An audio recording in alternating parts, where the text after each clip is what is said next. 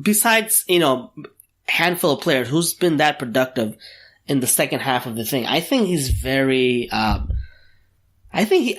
do you replace him with for that kind of money?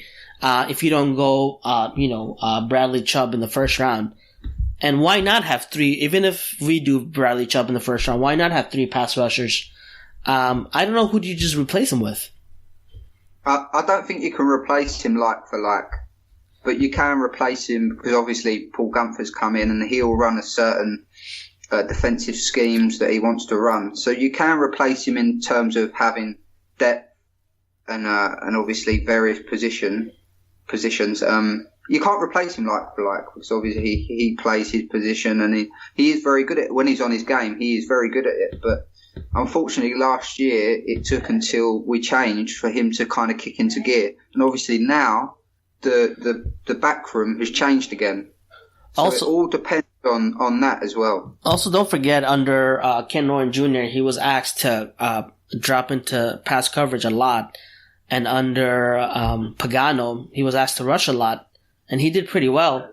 He was an elite level, but if we could get rid of him and find something better, what do you think, Kenny? Who do you bring in then if you just let him go? I really don't have a name for you. JB, but I can tell you that in Gunther's system, he's going to be asked to cover a lot too. So I just don't think he's a scheme fit. I don't think you're getting the same Bruce Irvin that you saw under Pagano or even under the first year with Ken Norton Jr. I don't think he's the guy. Do I have a name for you to replace him with? Not right now. It's probably going to be some cutty dude. It's going to be a lower level linebacker. Gunther's very confident in getting talent out of the value linebackers.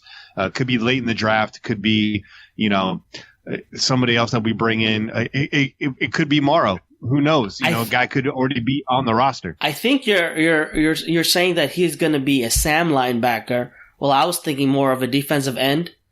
Because, if he's playing linebacker, a Sam linebacker, obviously you don't pay a Sam linebacker $8 million a year, you cut him. But if he's playing defensive end, then, under Gunther's scheme, he's going to be rushing the passer 100% of the time. Are you thinking he plays Sam and not DE? Is he too small? Is that what you're saying? Yeah, in Gunther's system, I don't think he plays DE. I really don't, I would much rather give the money to Danico Autry and see what he can do with that position. Yeah. What about there's other free agents in DE. There's DeMarcus Lawrence, but he's going to demand a lot of money. There's Sheldon Richardson.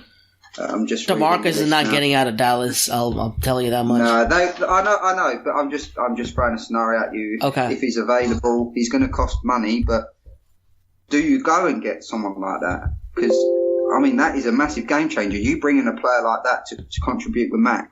That's going to scare the shit out of other teams. I don't think you can afford it. No. So same question to you, JB. If Bruce doesn't come back, who do you replace him with for free agency? How much does Ezekiel Ansah want? I don't know. It's not much. I would sign Danico Autry. Maybe Jihad Ward can play defensive end because he's definitely not playing D tackle. He's not just strong enough to play.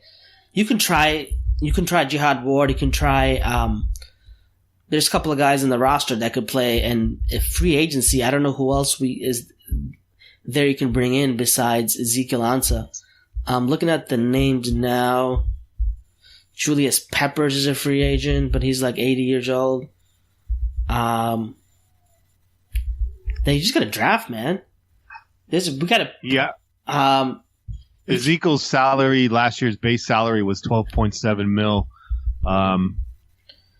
Yeah, that's what you're going to pay a guy like that. He's going to be high up there. You're not saving any money bringing in Ezekiel. No, that's for sure. His market value per spot rack is $13.2 million. I think we'd do well in getting a first or second round guy. If we miss on Chubb, maybe go after somebody in the second round who can start. But I guess the big if is Bruce Irvin going to play defensive end? And what does he weigh, by the way? What is he, like a 255, 260? Right now he weighs $8.5 million. Well, so that's a big question, right?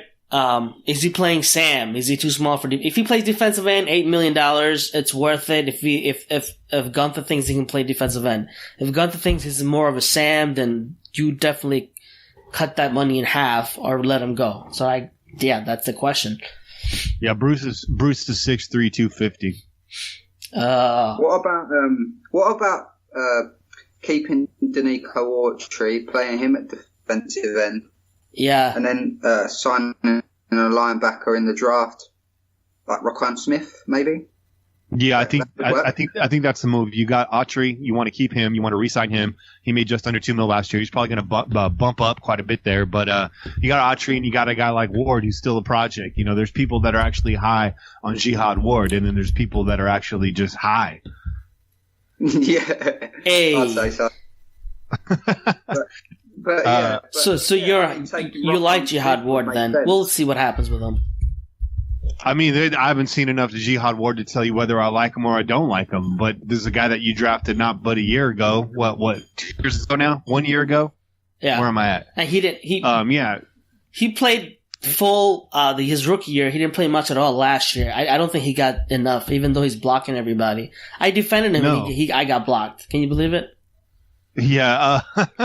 Yeah, that's the thing about Ward, though, is, you know, a lot of people say, players that played better under Pagano when Pagano stepped in. And let's not get it twisted. When Pagano came in, it was a very simplified defense. This was not Pagano's system. I know a lot of people keep saying that. This was not a John Pagano system. This was a read and react defense that was installed as an emergency tactic, right? Even still, Jihad Ward, a little bit more production there down the stretch. You had him in stunts and scrapes and getting him moving around and using his athleticism more. So I'm all good with Jihad Ward there, competing in camp and getting him some more reps and seeing what he can do. We still don't know what we got out of that. He's still a project player, but I don't think you go out and you spend big money on a defensive end when you got a couple of young guys that you can still roll the dice on, and you got a lot of talent come out in this draft. So I think Bruce Irvin walks, and we do what we can with the defensive end position. Free agency, I'd much rather upgrade the defensive interior. Yeah, that's what we were talking about right before you came on. We were going over Mike Mayock's top 5 list, and we were saying, man, defensive interior, we got to get some push up the middle and take the double, triple teams away from Mac. We talked about the draft guys. We don't like any of the guys in the draft at 10 overall, but there's a bunch of guys in second round we would take. Who's at free agency? Congratulations, Windows user. Dontari Poe is probably one of your top interior rushers in free agency. I think he led the league in sacks last year. Just 3, but defensive interior, you got Poe, you got Starr. Starr never panned out to be the guy that we thought he was, but still effective against the run. So you got a few names there. Didn't Dontari Poe take a year's deal as well? You know, like a deal to see how he gets on. So you don't know. He might take another deal like that just to push him up there again. Yeah. So that might be an avenue that the Raiders look at. I mean, we were linked with him actually before. He signed with the Falcons, if I remember rightly. Yeah, and his deal's done. What about Benny Logan from KC? You like it? No, I actually missed that. I missed that Poe actually re-signed with Atlanta. Was not aware of that. Oh. Huh. Yeah. Well, there that goes. Benny Logan.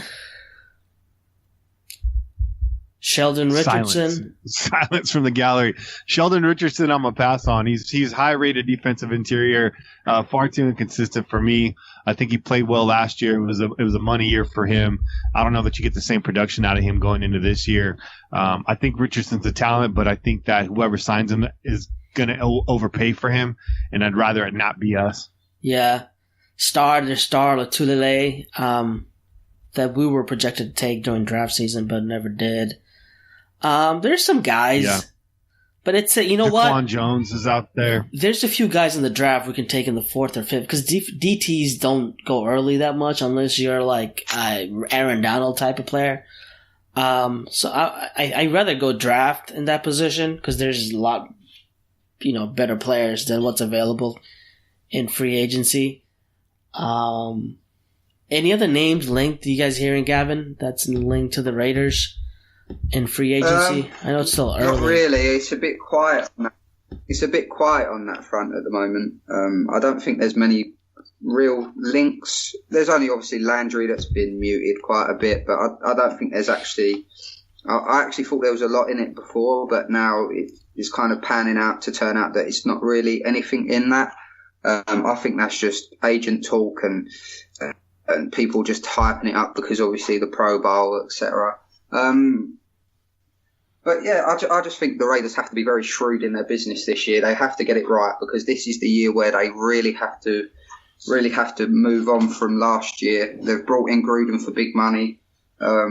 This is a pivotal period in the Raiders' history, in my opinion, is to get this right, to push forward and become consistently in the playoffs and in that sort of area of the season. Hey, last player. Middlecoff also was talking about Jared Cook. The Raiders wanting to move on if they could find a replacement. I have no idea why. I mean, he had the most receiving yards last year. He had like around 500 yards, 600 yards. I don't know why you want to get rid of him. I don't know if you can replace him that quickly. Any truth to that? Do you guys think? Why would they want to move on from him? Yeah, the Jared Cook thing was a surprise, I think, to a lot of people. The words that he was a problem in the locker room, I don't see it, but what the hell do I know? I'm not in the locker room. I think Cook's the kind of guy that John Gruden would really covet on his team. This again comes down to price, but I don't feel confident in this tight end group after Jared Cook, and I don't think that you save a lot of money letting him go and trying to replace him. Now, What we saw in Cook last year, I think, is what a lot of Packer fans warned us about, which was his inconsistency. But I personally would really like to see Cook return to this team in 2018. I just don't know how much. Well, he's not a free agent, correct? He's still under contract for one more year. Is that right? The reason that the move thing was coming because you can cut him with no dead money. That's why they brought it up. But yeah, he's still. It's not up to him. It's up to John Gruden. But he can cut him or bring him back, and there wouldn't be any dead money involved. So that's basically it. Are you guys gonna watch the Combines when? Still a couple of weeks away, right? It's February the 27th, I believe. Yeah. So it's about like a week and a half away. Yeah. So it's not too far away now. Yeah, we got a couple of questions on Twitter. Let me read it off. AJ DeMello at Humorous Fiend said, "Is Osemele possibly playing left tackle unrealistic? Why should the Raiders? Yes. Why should the Raiders expect Penn, Sharp, or Ware to get the job done rather than draft an offensive tackle? I swear, if the Raiders can't find a way to swing and hit on an OT in this draft, they are going to be in trouble." This is a terrible draft for tackle, for one. So if you're expecting us to go out there and get the replacement this year in the draft, you're tripping. You're also tripping if you think KO is going to move over to left tackle. He's a guard. That's where he's going to play. He can play tackle, but you don't do that and then weaken the interior of your offensive line by doing so, by tinkering. Donald Penn returns for one more year. He's got one more year left in him. This guy played his entire career without getting injured and, got bit by the injury bug the last couple of years. It's expected for a guy his age, but I still think Penn's somebody that you could rely on. When I was looking at post-game interviews last year, Penn seemed to be the guy that took the losses the hardest. This guy has a lot of heart. I think he really wants to win. He's got history with John Gruden. He played under John Gruden in Tampa Bay. Donald Penn's the left tackle on this team this year. Sharp possibly gets some looks over at right tackle. I just did a breakdown of David Sharp for the Raider Ramble a couple weeks ago. You can go check that out. It's the David Sharp year in review piece. I saw some things there where, his size and his strength are incredible. He's a problem for some people, but against speedy pass rushers, he's a liability. So if Cable can work with him getting leverage and working on his decision making and his footwork, I think Sharp can be the replacement.